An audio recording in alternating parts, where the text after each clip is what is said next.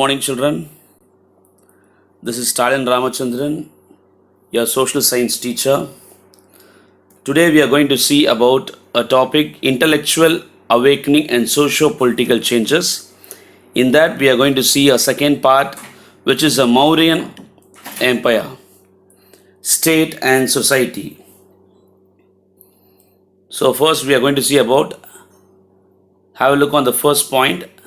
Vishnugupta, who was later known as Chanakya or Kautalya, fell out with the Nanda king and owed a debt on him.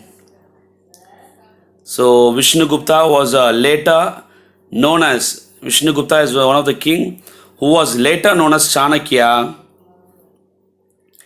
fell out with the Nanda king and vowed to dethrone him.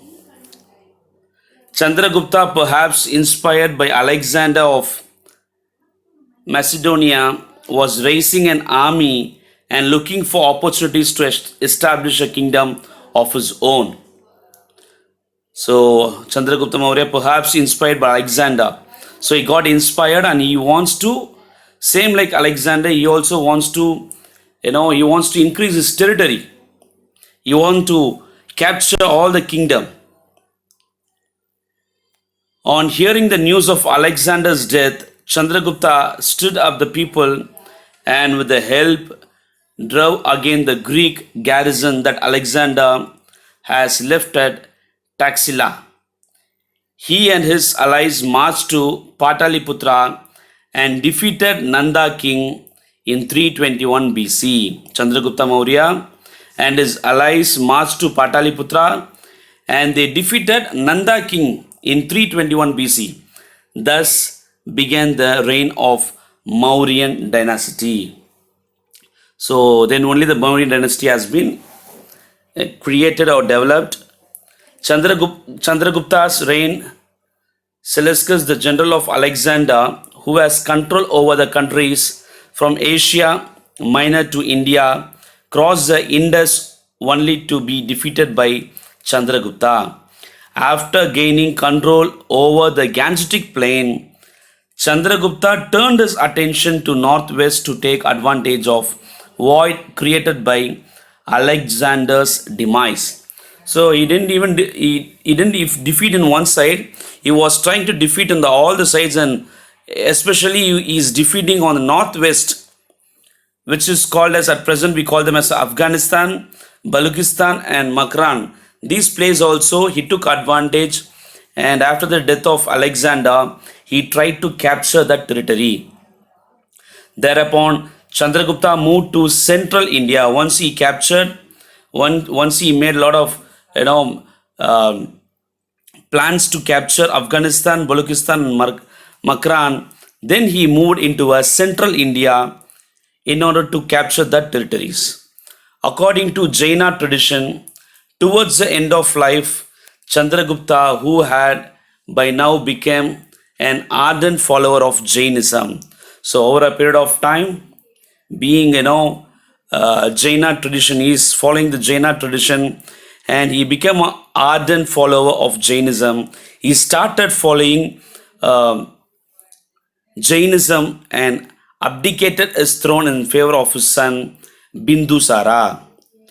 Bindusara during his rule succeeded in extending the Mauryan Empire into Karnataka. After Chandragupta Maurya, his son Bindusara, he has succeeded and he is extending his territory of Mauryan dynasty up to Karnataka. So Ashoka succeeded Bindusara in 268 BC. So Ashoka, and there was a fout was Bindusara and Ashoka were trying to defeat, but finally Ashoka succeeded on that, and Ashoka captured Mauryan Empire in 268 BC. Ashoka waged war against Kalinga in the 8th year of his reign. So he also started war against the Kalinga in the 8th year of his reign, means after he defeated Bindusara in 268 BC. From there, after 8 years, he tried to, he went for a war against Kalinga. The people of Kalinga fought bravely.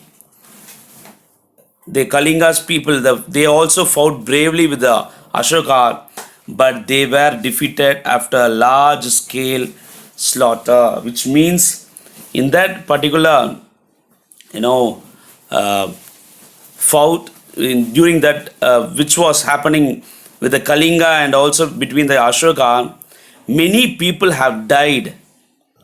So again, Kalinga has been defeated by Ashoka, and Ashoka captured Kalinga.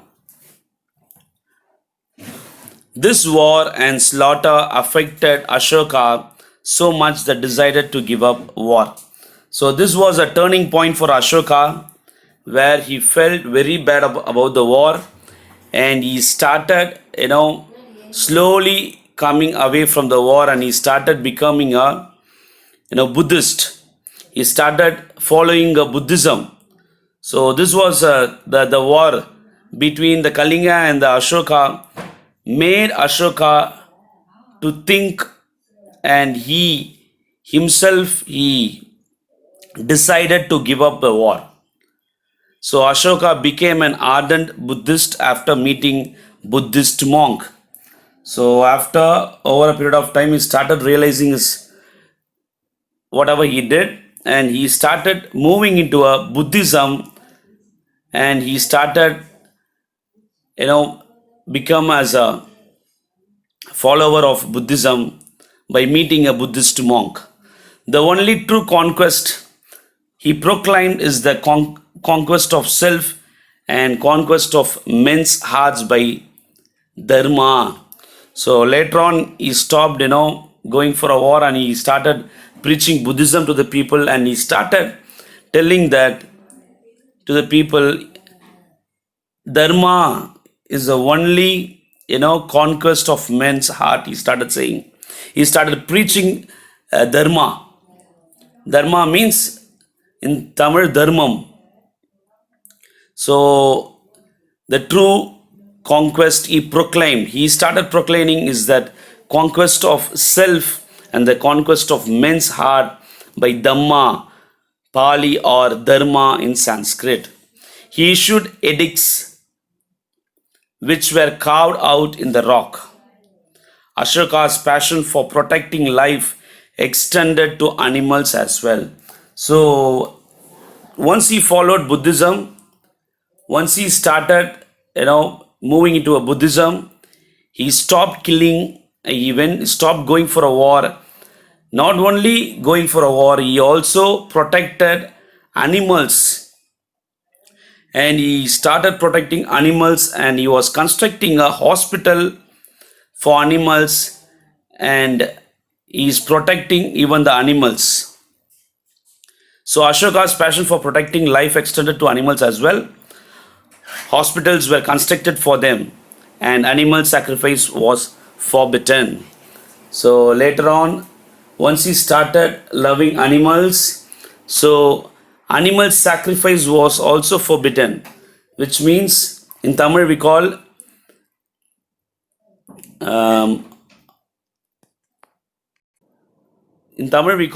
Bali. We give Adu, Madu, Bali, that is called as animal sacrifice. Once he practiced Buddhism, he started loving all the animals, and he also constructed the hospital for animals. Ashoka sent his son Mahendra and his daughter Sangamitra to Ceylon to spread his message of Dharma. So over a period of time, he started preaching Buddhism to the people, and he also preached that Buddhism to his son and his daughter, and he asked his son and his daughter to move to Ceylon in order to spread Buddhism. Ashoka died after ruling for 38 years. So finally, Ashoka demised after 38 years of ruling.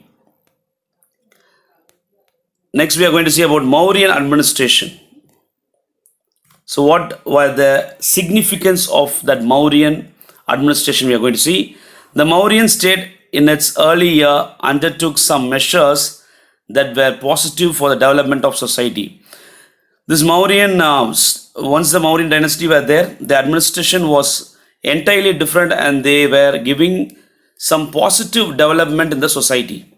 The state raised taxes to finance a huge standing army and vast bureaucracy. So they were collecting tax in order to develop army. The third one, Mauryan had evolved a very efficient system of governance. So they were having a very good, they are best on governance, and they were doing a very good administration. The king, as the head of the administration, was assisted by a council of ministers. A king was on the head of administration and he was assisted by the council of ministers. There were Mahamatriyas who functioned as secretaries to the ministers in their administration. The person in charge of revenue and expenditure was Samaharta. The people, those who are taking charge of revenue and expenditure was called as Samaharta. The empire was divided into 4 provinces, and these provinces were administered by governors who were usually princes or from the royal family. So the provinces was divided into 4, and these provinces was administered. The head of the administration was being given to the governors, and who were usually princes or from the royal family only can become a governor. The district was under Sthanika, while Gopas were in charge of 5 to 10 villages. The municipal Pataliputra administration was under a Nagaraka. 6 committees with 5 members each carried on the duties under him. So what are the duties? They were to take care of the foreigners. First one, to register the birth and death of the citizen. So if anybody born in that particular place, or if anybody demise in that place, they will register. How we are getting a birth certification and death certificate now. Same like that it was practiced those days. To look after trade and commerce, a separate member has been categorized to supervise different manufacturers, to collect excise duties and custom duties. So these were the 6 committees and 5 members each carried on their duties under him. So like the city or town administration, the military department was also managed by a board of 30 members split into 6 committees with 5 members in each of them. At the village level, there was Gramani. Now also many of them were there, Gramani people. What is their role? Who's responsible? These Gramanis are responsible was maintaining the boundaries, keeping the record of land and census of population and livestock. This is the main responsibility of Gramanis in the villages. Justice was administered through well-established courts in all major towns and cities. Punishment for crimes was severe. So this is a complete study of Mauryan dynasty. So with that, this topic is over. Thank you.